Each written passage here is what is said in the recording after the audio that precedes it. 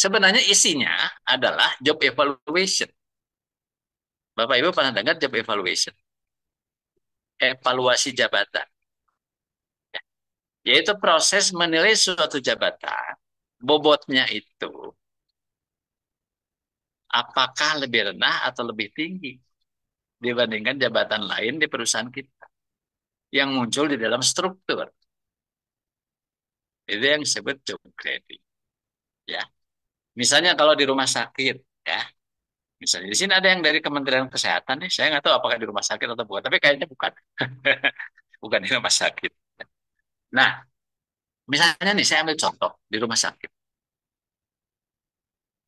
Apakah teknisi listrik di rumah sakit kira-kira mungkin nggak bahwa dia itu setara dengan perawat? Setara atau tidak tergantung hasil job evaluation. Betul nggak? Ya, kita nggak bisa a priori. Wah, tukang listrik mah nggak penting. Gitu. Siapa bilang nggak penting? Kalau mati lampu nggak ada yang benerin, itu pasien gimana? Betul nggak? Ya.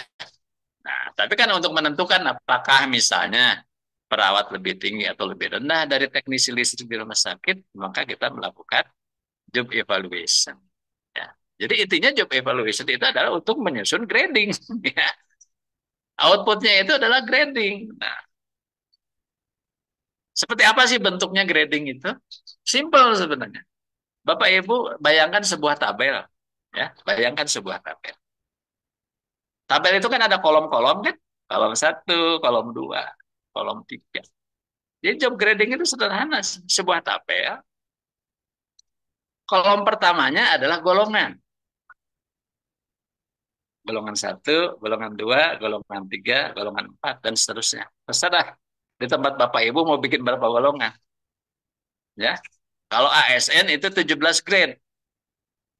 ASN itu.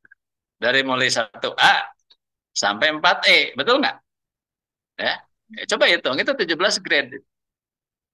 Ya. Tapi setahu saya itu ditentukan oleh pendidikan formal terakhir kan. Ya. SD misalnya 1A kan gitu. Ya. Dan seterusnya. Lulusan SMA 2A. Sarjana 3A kan gitu.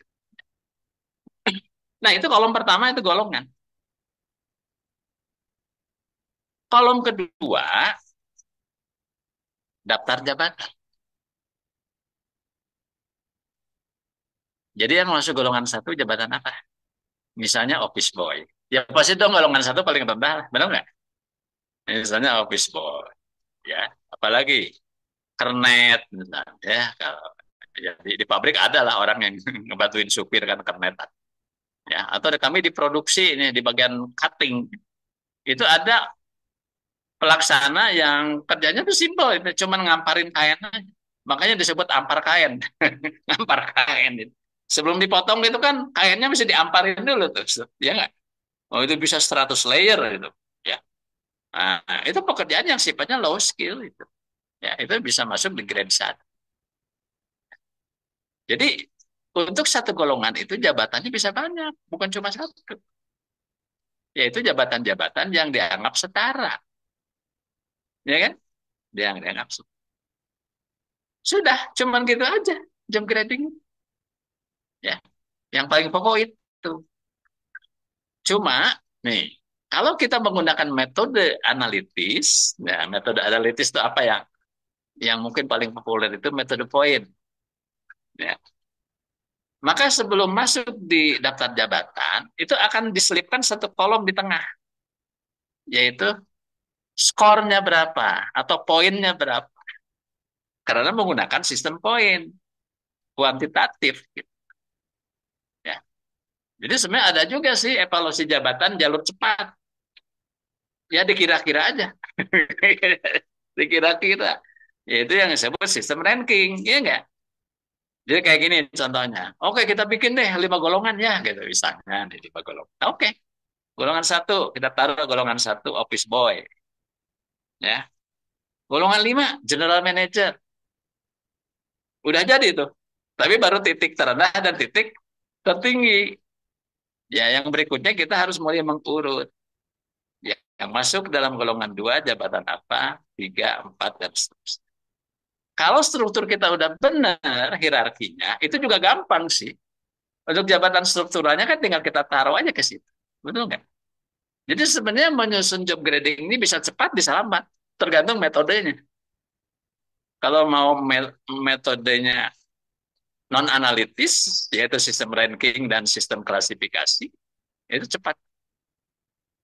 Ya.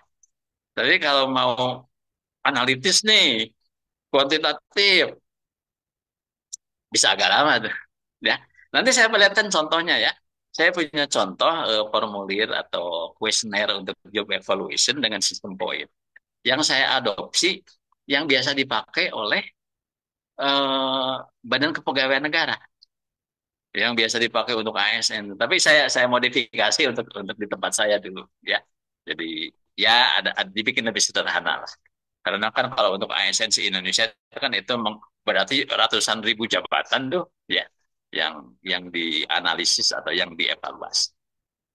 Nah, tapi satu catatan penting ini, kita itu nggak bisa melakukan job grading dalam kurung job evaluation kalau, nah ini mohon diperhatikan, struktur organisasinya belum benar. Jadi struktur organisasinya pasti, ya itu yang pertama. Yang kedua, pastikan uraian jabatannya juga sudah ada dan sudah betul. Gitu. Jadi menurut saya job evaluation-nya itu bisa saja mengalami kendala atau miss ya kalau struktur organisasinya dan uraian jabatannya belum tersedia atau belum sesuai dengan kenyataan yang sebenarnya. Itu gambaran overview dulu sebelum nanti saya share beberapa slide ya. Silakan barangkali ada yang